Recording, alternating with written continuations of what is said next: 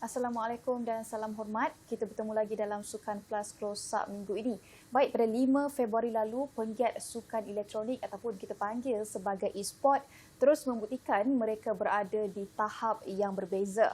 Permainan video yang saya kira semua orang kenal lah, Mobile Legends Bang Bang, mencuri tumpuan peminat e-sport seluruh negara apabila membentangkan roadmap ataupun kita panggil sebagai pelan hala tuju yang saya sifatkan bukan calang-calang. Roadmap berkenaan dilancarkan menerusi developer Mobile Legends, Moonton Games, yang menyaksikan era baharu bakal dicetuskan permainan video itu selepas ini. Jadi apa yang terkandung dalam roadmap itu, bersama saya ketika ini orang yang saya kira cukup tepat untuk kita bicarakan tentang hala tuju e-sport secara umum dan juga dasarnya. Selamat datang saya ucapkan kepada Fikri Rizal, Ketua Pembangunan Perniagaan dan Pemasaran Moonton Games. Apa khabar Fikri? Khabar baik, Alhamdulillah. Terima Ini kasih. first time First time. Okay. Yeah. Excited? Nervous? Excited, very excited to be given opportunity ni untuk ceritakan pasal apa yang kita ada dekat dalam MLBB Esports. And very excited untuk nak share lah. Bukannya selalu kita dapat opportunity macam ni kan, especially coming from esports industry. Okay, saya pun excited nak tahu banyak lagi lah berkenaan dengan e-sport, Moonton Games daripada Fikri sendiri, sebab selalunya kita berfokus kepada mungkin sukan yang fizikal. Hari ini tentang e-sport. Tapi sebelum tu kita nak mulakan dengan soalan yang ringkas dulu. Kita nak kenal dengan Fikri. Mungkin boleh kongsikan sedikitlah biodata Fikri kepada penonton kita. Alright, so saya Fikri Rizal, sebagai Ketua Pembangunan dan Pemasaran untuk Moonton Games di Malaysia. Saya sebenarnya mula dah 8 tahun berkecimpung dekat dalam bidang isukan ni. Pada mulanya saya bekerja dekat dalam satu company energy drink international yang based in Malaysia. Kemudian saya work in a different game publisher, kemudian di salah satu media company di Malaysia, dan kemudian barulah ke Moonton Games. Dan dalam throughout the whole journey saya kerja tu, semuanya adalah berkenaan dengan isukan ataupun gaming lah. Okey, jadi maksudnya ada pertukaran bidang sedikit? Ada pertukaran bidang sedikit. Walaupun pindah ke media company, actually tak ada pertukaran bidang pun. Walaupun pindah ke media company ke ataupun pergi ke daripada energy drink tu ke, semuanya ada kena-mengena dengan e-sports dan gaming jugalah. Okey. Kalau boleh saya nak ucapkan tahniah lah kepada Fikri dan juga Moonton Games. Kalau tak silap, usaha untuk Mobile Legends jadi independen dah bermula sejak 2021. Betul? Betul. Jadi mungkin boleh kongsikanlah Fikri perjalanan itu sendiri. Alright. So pada musim pertama sampai musim ke-6 MPL dia gabung Singapura dengan Malaysia. Tapi pada musim ke-7 tu kita decide untuk independent daripada Singapura dan Malaysia. So kita buat separate, Singapura hala tuju sendiri, Malaysia hala tuju sendiri. Objektif dia adalah simple sebab kita nampak opportunity untuk nak kembangkan isukan lagi kat dalam Malaysia. And so far after kita dah berpecah tu, kita tengok perlahan-lahan kita dapatkan, tingkatkan peminat-peminat untuk Mobile Legends, untuk sokong MPL Malaysia, dan sedikit sebanyak dapat membantu untuk kembangkan lagi sektor isukan ni daripada segi untuk bawa banyak lagi peluang untuk pemain-pemain untuk wakil Malaysia ke international tournament dan sebagainya lah. Ke 2024 ni kira itu satu keputusan yang bijak lah bagi Fikri untuk independence itu sendiri. Alhamdulillah, satu keputusan yang sangat baik sebab kita rasa macam itulah saya cakap tadi, ada banyak opportunity sebenarnya dekat dalam e-sports industry ni kan. Sebab kalau kita together dengan Singapura dengan Malaysia, maybe kita kena combinekan opportunity tu. Tapi disebabkan kita berpecah antara Malaysia dan Singapura, kita bukannya just buka peluang untuk players, kita buka peluang untuk peminat, untuk pasukan-pasukan, tim-tim owners yang ada dekat dalam Malaysia, dan juga buka peluang untuk the other tournament organizer, production team untuk establish diorang punya business kat dalam Malaysia lah. Maksudnya peluang pekerjaan lah. Peluang pekerjaan, ya, sedikit sebanyak. Memang semakin bertambahlah kan bila digabungkan seperti ini. Okey, Fikri, laporan media sebelum ni ada mengatakan yang beberapa teras utama yang terkandung dalam roadmap berkenaan yang saya katakan sedikit tadi, dan penghujungnya adalah kejohanan dunia M6 yang akan diadakan di sini, Kuala Lumpur. Betul eh? Betul. Okey, komen Fikri secara ringkas dulu lah. Apa yang ditekankan oleh pihak Moonton Games dalam teras berkenaan? Okay, so basically kita cerita pasal ekosistem, betul eh? So kita ada keluarkan beberapa, sebab kita faham yang Malaysia bila kita pergi ke international tournament, kita tak perform dengan bukannya kata tak baik, tapi tak memuaskan performance Malaysia di peringkat international. So apa sebab dia? Salah satu sebabnya adalah kemungkinan kita kekurangan pelapis talent dekat dalam Malaysia. So jadi untuk kembangkan lagi isukan ni, so kita createkan ekosistem yang baru iaitu MAL Malaysia. So MAL Malaysia ni, Mobile Legends Academy League ni, tujuan dia adalah untuk beri lebih peluang kepada anak-anak muda untuk jadi pemain e-sports profesional. So daripada MAL Malaysia ni, kita sebenarnya ada 2 bahagian conference. So satu affiliate conference dan satu lagi challenger conference. Daripada challenger conference ni, kita bekerjasama dengan 4 tournament yang berbeza untuk naikkan pemain-pemain ni pergi ke MAL, kemudian pergi ke MPL, kemudian pergi ke international stage. So ada jalan yang betul. Daripada 4 tournament ni, salah satu tournament dia adalah untuk university students. Fokuskan kepada university students yang kita panggil Mobile Legend Student Leader Cup.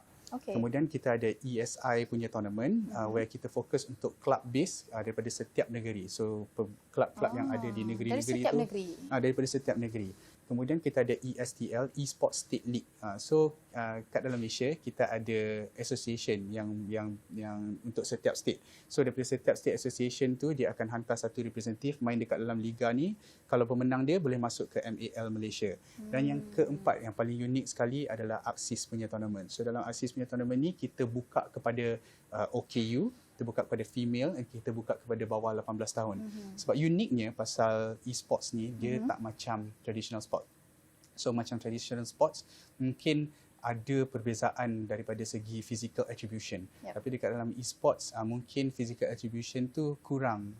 So kita hanya perlukan kekuatan daripada segi minda kita kan untuk kita nak main e-sports dengan cara yang betul lah. So that's why kita buka cabang tu daripada OKU, daripada female, daripada budak-budak dan yang lain-lain lah. Goal kita orang untuk e-sports ni kat dalam Malaysia is to be very, very inclusive. Betul. Inklusif adalah perkataan yang tepat untuk gambarkan explanation daripada Fikri tadi. Maksudnya melibatkan OKU, wanita. Saya tertarik juga tentang anak muda. Mungkin saya nak selit sikit lah. Orang selalu cakap e-sport ni dululah, mungkin sekarang mungkin dah berbeza. Pandangan orang pada e-sport tak ada masa depan. Tapi sekarang melihat kepada Munton sendiri dengan banyak cadangan pada masa depan. How do you see this, Fikri? So sebenarnya kita daripada segi perception kan, I think that's why we are here today. Nak cakap dengan bernama, it's a very good opportunity untuk kita nak share yang ada banyak opportunity dekat e-sports dan gaming ni. Saya rasa kita e-sports ni macam saya selalu cakap, mungkin orang rasa benda ni e-sports dah lama, tapi we are still growing dekat dalam Malaysia. Kita ada banyak challenges yang kita face sebelum ni untuk sampai ke tahap ni. Sebagai satu contohnya, dulu pada satu masa dulu bila orang nak main kat cyber cafe, mak-mak semua tak bagi, anak aku pergi tempat main judi ke kan. Padahal anak tu main Counter Strike, main Dota dengan kawan-kawan dia kan. So kemudian kita ada satu phase lagi di mana budak-budak main game ni budak-budak skema je ke. So kita nak ubah perception tu kan. So perception yang negatif ni still akan ada, tapi apa yang kami nak tunjukkan dekat public, apa yang kami nak tunjukkan kepada orang ramai, bahawa ada banyak opportunity dekat dalam e-sports dan gaming lah. Peluang pekerjaan adalah satu. Sebab sebelum ni orang tengok peluang pekerjaan tu hanyalah kepada e-sports player saja.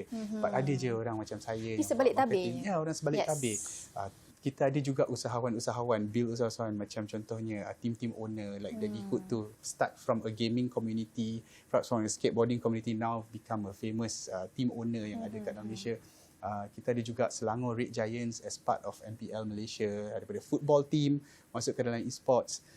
Dan selain daripada peluang pekerjaan tu, benda yang paling penting sekali lah is in all ecosystem pun adalah opportunity untuk mengharumkan nama Malaysia di pentas antarabangsa kan. So kita provide opportunity tu untuk anak-anak muda yang berada di Malaysia. Fikri, Liga Akademi itu diperkenalkan untuk mencari bakat baharulah. Yang macam Fikri cakapkan, merangkumi golongan wanita, OKU, pelajar universiti, anak muda yang kita katakan. Macam mana Fikri melihat keterlibatan mereka ni mungkin dalam 5 tahun, 10 tahun akan datang, adakah akan mendapat sambutan juga? Betul. So saya rasa macam kenapa kita nak kembangkan ekosistem wanita kan, memang betul e-sports ni tak perlukan physical attribution, jadi patutnya perempuan boleh je lah main sekali dengan lelaki kan, memang betul tu. tapi kita rasa ini adalah satu langkah yang untuk kita promote female participation dekat dalam e-sports. Pada mulanya saya rasa kita kena tubuhkan jalan dulu, dan hopefully daripada jalan ni satu hari nanti bila tim-tim ONI nampak ada bakat yang dia ada dekat dalam female ni, dia boleh extract female players ni pergi ke tim diorang sendiri. Saya bagi contoh yang satu yang menarik adalah salah satu slot kita yang didapatkan oleh MAL adalah UKM Aero, tim daripada UKM. So dia punya captain adalah Arya, seorang perempuan yang main dekat dalam satu team. The rest of her other teammates are all male.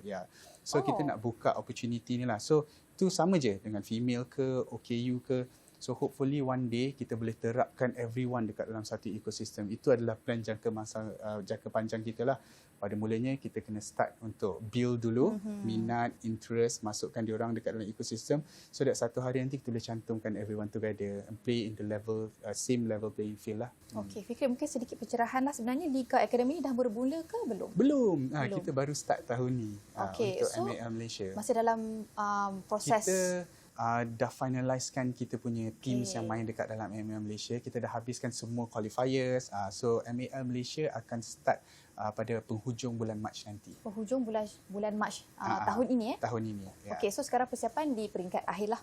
Betul. Okey, Fikri, mungkin pada masa depan mereka yang Fikri katakan golongan wanita, OKU dan sebagainya, of course kita nak tengok mereka bersaing secara kompetitif, profesional, but apa yang Fikri tengok sebagai satu cabaran lah kepada mereka ni mungkin di peringkat awal sendiri? Saya rasa cabaran yang pertama adalah there are lack of opportunity pada mula-mulanya. Sebab tu kita buat opportunity ni, masukkan all these female OKU untuk nak main dekat dalam MAL Malaysia, provide a good pathway untuk diorang. Dan kemudian Munton Games juga baru je announce yang kita ada Mobile Legends Women Invitational yang akan dianjurkan di Riyadh. Hadiah terkumpul dia adalah $500 dan kita ada slot untuk wakil Malaysia pergi ke MWI lah. So saya rasa by creating all this opportunity, provide a platform untuk wanita dan OKU dan juga anak-anak muda untuk join dan participate tu, saya rasa itu adalah langkah pertama dia. So yang keduanya adalah macam mana bila kita dah provide opportunity, a good pathway, macam mana kita nak integratekan all these female and OKU ni semua dekat dalam ekosistem profesional lah.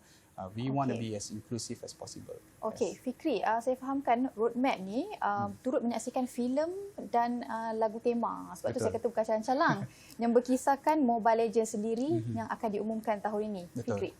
So untuk filem tu saya tak boleh announce apa-apa lagi buat masa ini. So cerita dia adalah berkenaan dengan Mobile Legends Bang Bang Esports lah.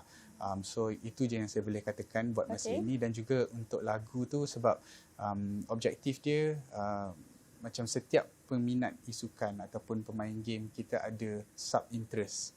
Right, so sub-interest tu can be a movie, can be a song. So that's why we want to provide this kind of content dekat all of our audience lah, so that dia pun bila tengok MPL Malaysia dia boleh dengar lagu-lagu yang best, and at the same time we can produce this movie, hopefully dapat bagi a bit more exposure dekat pasal e-sports ni to the public lah. Tapi maksudnya untuk filem dan lagu tu masih dalam proses ataupun masih dalam proses? Masih dalam proses. Itu je lah hint dia kan. Masih dalam proses. Okey, Fikri, Pejang Celik dah masuk musim ke-13 dan 14 Liga Profesional Mobile Legends Malaysia ataupun kita panggil sebagai MPL. Dan terkandung dalam roadmap tu yang diumumkan baru-baru ini, mungkin Fikri boleh kongsikan kepada peminat bila liga itu akan bermula. Dah cukup pendaftaran ke untuk semua pasukan? Right. So untuk MPL Malaysia, dia untuk musim yang ni adalah last daripada segi qualifiers, sebab musim yang akan datang setiap tim yang nak main ke MPL Malaysia akan melalui MAL Malaysia. Daripada segi tim dah siap, kita dah pun roster lock, maksudnya semua pemain dah di lock untuk MPL Malaysia dan semua tim telah pun confirm their participation in MPL Malaysia. MPL Malaysia akan berlangsung pada 29 Mac nanti. Pada mulanya akan berlangsung selama 6 minggu untuk regular season dan minggu pertama, minggu kedua, dan kita break 1 minggu untuk hari raya. Raya kena cuti. Raya kena cuti. Dia mau cuti raya. Betul. Dan kita sambung 3, 4, 5, 6. Kemudian kita break 2 minggu. Lepas tu kita ada play-off lah.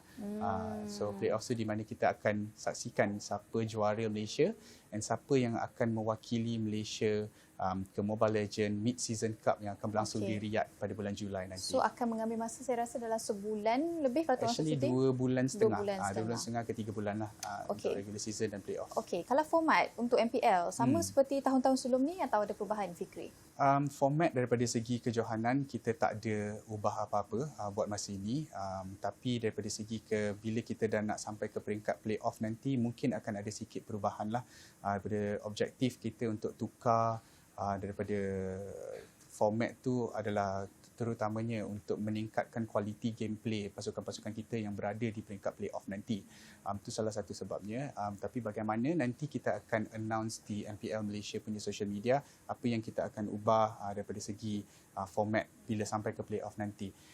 Tapi kita akan still kekalkan kita punya seru Saturday. Semacam bola kita ada Super Sunday kan. Yep. So untuk esports MLBB, MPL Malaysia, kita ada seru Saturday di mana setiap hari Sabtu tu akan ada top match dan minggu keempat akan dikekalkan sebagai Minggu Diraja. So Minggu Diraja tu is where all of the kings in MPL Malaysia akan berjumpa dengan each other lah. Okey, yang tu pada hari?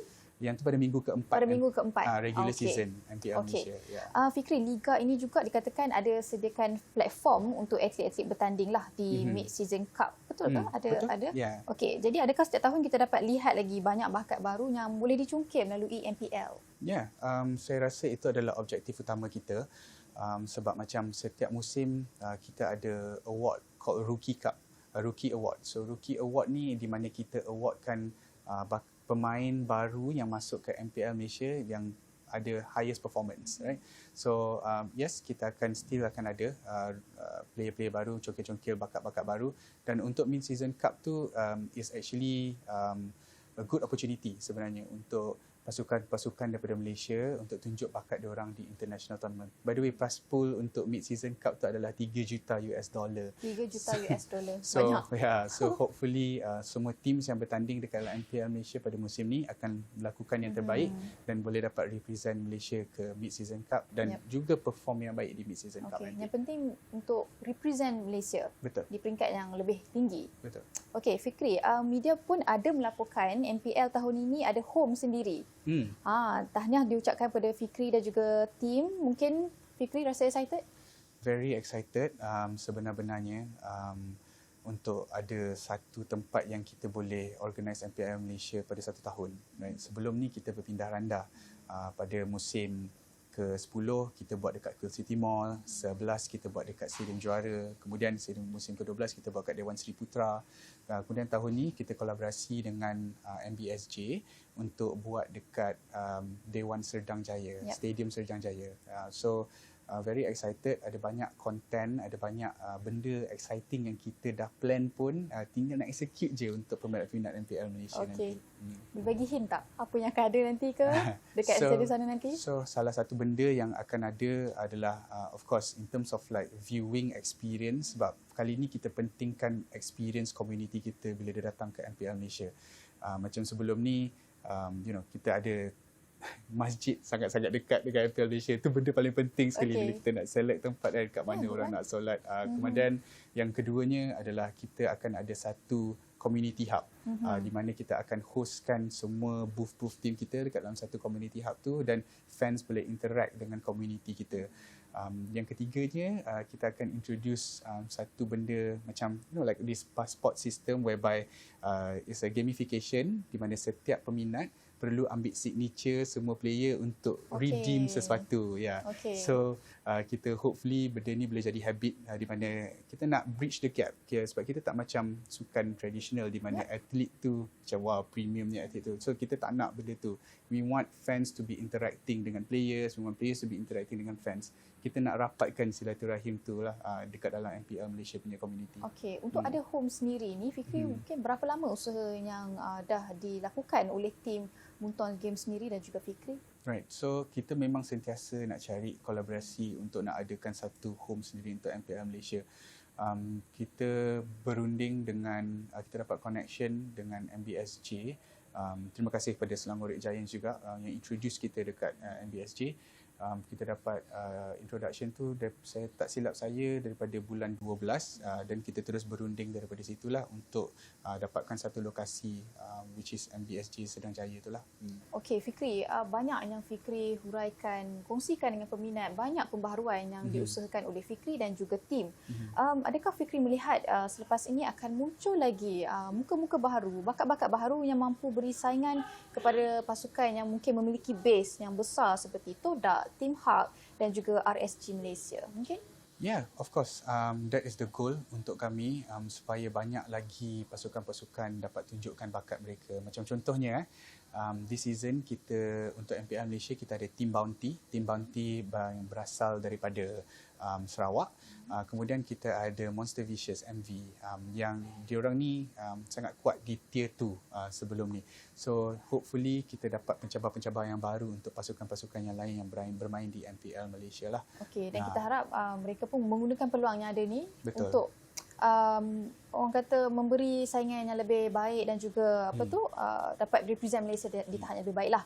Okey, Fikri mengulas mengenai kejohanan dunia M6 hujung tahun ini. Malaysia akan jadi tuan rumah buat kali kedua. Betul. Macam mana perancangan menuju kesaingan berprestij itu, Fikri?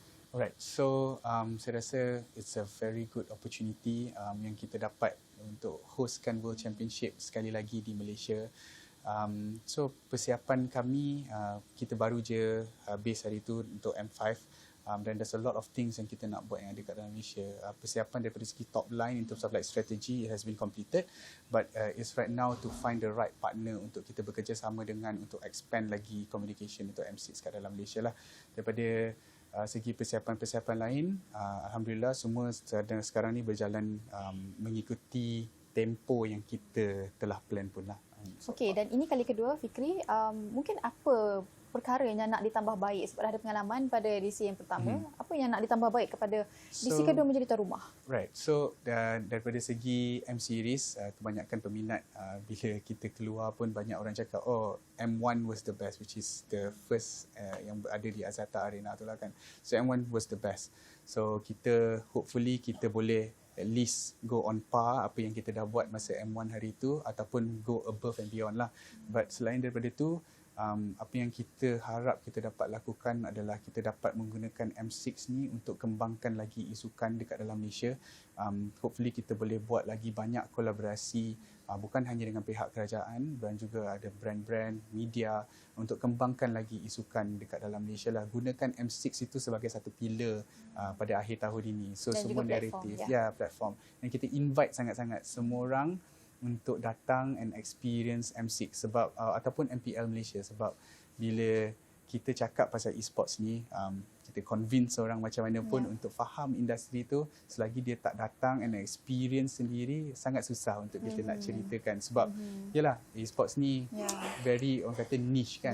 So kena pergi dan rasa sendiri. Pergi dan rasa sendiri. Rasalah ultras-ultras yang ada dekat dalam MPL Malaysia, the atmosphere, the feeling. Okey, Fikri bercakap tentang peminat tadilah. Untuk kejohanan itu mungkin memang kita nak tengok diorang nak merasai kemeriahan tu dan mereka juga nak tengok pasukan yang menang di laman sendirilah sekaligus menamatkan kemarau 6 edisi. Pendapat Fikri, adakah kita mampu lakukannya? Saya rasa insyaAllah saya sentiasa semangat untuk Malaysia dan saya sentiasa, kami seluruhnya di komuniti MLBB Esports sentiasa meletakkan satu pandangan yang positif terhadap mana-mana tim pun yang akan wakil Malaysia.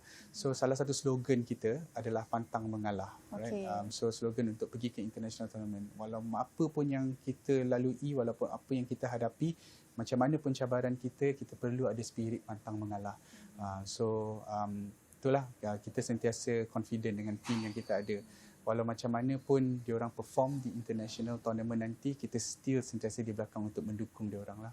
Fikri, mungkin beberapa soalan terakhir lah daripada awal tadi. Fikri ceritakan kepada kami, saya boleh katakan environment dalam Moonton Games, Fikri sendiri, tim e-sport dalam suasana yang positif. You guys memang sentiasa nak membawa e-sport ni ke depan dan sentiasa berusaha lah. Betul, sebab macam kita nak, sebab kita tahu apa opportunity and benefit dia yang ada dekat dalam e-sports industry ni. And kita tahu ada banyak orang yang main game yang ada dekat dalam Malaysia. Kita tahu berapa banyak user yang kita ada dekat dalam Malaysia sendiri, dan kita harap kita dapat sentiasa kembangkan isukan tu ke level yang semua orang boleh terima satu hari nanti. Sebab kita ada vision untuk MLBB Esports. Malu sikit lah nak cerita kan. Tapi vision MLBB Esports is to be the leading sports ecosystem kat dalam Malaysia.